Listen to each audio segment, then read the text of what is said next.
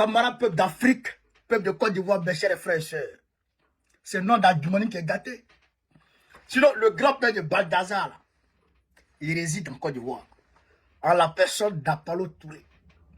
Frère, André le gars est la médicament. Toutes les femmes qui sont dans la gendarmerie, là, sauf s'il n'a pas vu, il va allumer. Il a dit, il est en train de les allumer. Mais les gendarmes sont en train de quitter la gendarmerie, ils sont en train de déserter. Parce qu'il est en train de pervertir ce corps. Les femmes qui sont dans l'administration dramanistanaise, il est en train de les allumer. Femmes des gens, copines des gens. C'est-à-dire que c'est le grand-père de Balthazar. On va ici écouter Christian Pi d'abord. Chez Camarade d'Afrique, les révélations sont lourdes. Hein? Gouvernement de Draman. Diba dette dans Diba Kra. Diba dette dans Diba gendarmette. Oh! Mani! On est parti chez Camarade d'Afrique. Occupé à baltariser les gendarmettes et les cyberactivistes RHDP, le général Apollo Touré cause l'augmentation des désertions au sein de la gendarmerie. Le grand rapport annoncé pour le vendredi 10 janvier 2025 concernant la recrudescence des désertions des gendarmes qu'elle impacte aurait pu être un moment crucial pour analyser la crise qui gangrène cette institution. Mais en réalité, il ne s'agit que d'un écran de fumée. Une nouvelle tentative d'une hiérarchie en perdition pour masquer ses propres turpitudes. Touré Apollo Alexandre, le commandant supérieur de la gendarmerie nationale, est aujourd'hui plus connu pour ses frasques extra-professionnelles que pour son leadership. Ses compétences libidinales font plus parler que sa carrière dans la maréchaussée. Pendant que les hommes qu'il est censé diriger fuient l'institution, que fait le général Apollo Touré? Il commet l'adultère et s'adonne à des activités sexuelles exagérées, multipliant les conquêtes dans une débauche décomplexée. Entre les gendarmettes séduites pour des services rapprochés et les cyberactivistes du RHDP, à l'image de la fameuse Rachel Crasso, ce général semble avoir une priorité bien éloignée de la discipline militaire. Il est désormais un expert en batifolage, comme s'il voulait battre un record. Semaine ne passe sans qu'il ne fasse lui-même l'inventaire des cibles féminines, entre guillemets, abattues selon son propre langage. C'est donc cela le secret de la réforme qu'il prône. Remplacer les causeries morales par des escapades amoureuses et les rappels à l'ordre pour des baltarisations bien documentées. Touré Apollo Alexandre, rebaptisé avec ironie Balthazar Palo par des Ivoiriens exaspérés, s'enlise dans un scandale permanent qui discrédite la gendarmerie dans son ensemble. Il est en effet reconnu pour être le général adjuli, tellement que personne n'ignore son côté chaud lapin.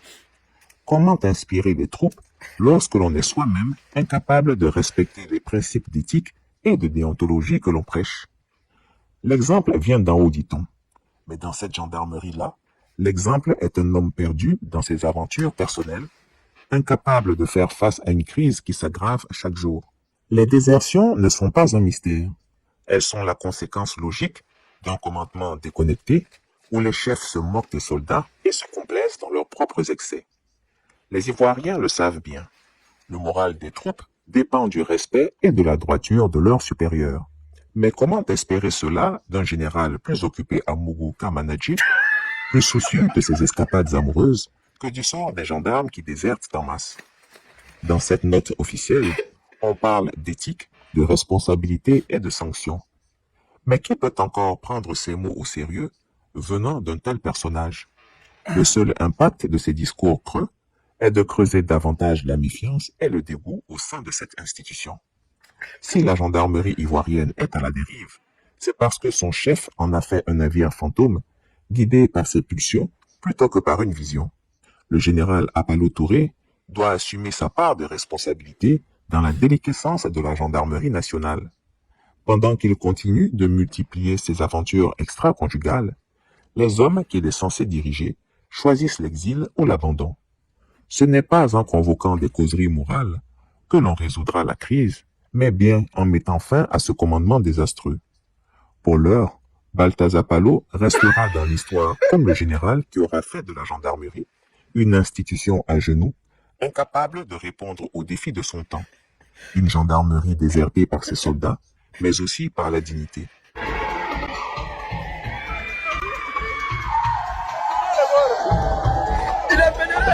le respect pour la tonton Baltachou. Tonton Baltachou.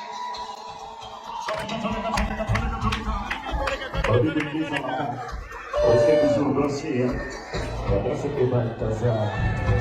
On y va. La danse était Balthazar. Tonton Baltachou. Mais Balthazar est vénéré au Congo. Il est vénéré en Afrique centrale. Il est vénéré. Chez camarade.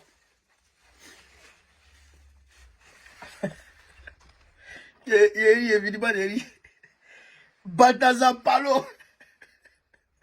Comment on l'Afrique? Ça là, il faut qu'on décortique. Ouais, de vous avoir ça, si on ne décortique pas là, c'est qu'il y aura man. Mais toute la vie qu'ils ont dans la gendarmerie là. Ouais. Sauf s'il n'a pas vu. Quand il voit et puis il sent qu'elle lui plaît. Mais il dit, on dirait c'est maladie. Hein. Mais Christian Pierre a les vidéos. Christian Pierre a certaines vidéos. Mais je pense que le gars il est en train de s'apprêter à sortir les vidéos. Christian a les vidéos, il va sortir les vidéos. Ok, mais attends. Balthazar Palo. C'est-à-dire que Rachel Crasso, il a tombé. Sauf, on dit le gars, on dirait ses médicaments. Hein. Parce qu'il y a des gars qui lui l'allument là. C'est même le haut niveau même là. Même les ministres même là. Tu ne peux pas avoir. Bon, en tout cas, il fait championnat avec les ministres. Avec le gérant de la gendarmerie. Hein. Mais ministre, mais qui est ministre là. Il prend compte de les ministres. À part de vous voyez comme ça. On dirait que c'est un médicament qui est dans sa main. Sauf si tu ne lui plais pas quoi. Si lui fâche sur toi là, il va t'allumer. Ah, le gars, il est méchant. Hein. Il est méchant. Il donne le jeton. Et puis, il a le médicament pour aller à ça. Il donne le jeton et puis il a le médicament. Mais, toutes les gars que vous voyez comme ça, là, les influenceuses, là, il a fini avec tout ça. À part que vous voyez comme ça, là, il a fini avec tout ça, là. Le mec là, c'est-à-dire que c'est le proie que les gens n'ont pas encore touché, là. Lui, l'entrée est ciblé.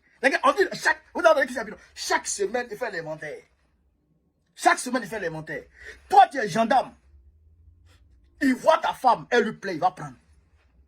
Il va faire, hey, tu es gendarme, il a vu ta femme, elle est belle. Faut pas t'avoir même dans le poste. Hein.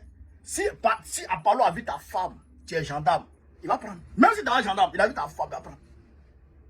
Tu es joli, tu es dans la gendarmerie. Battant Apollo, il va te prendre, il va faire son wallo. Voilà comment la Côte d'Ivoire est devenue.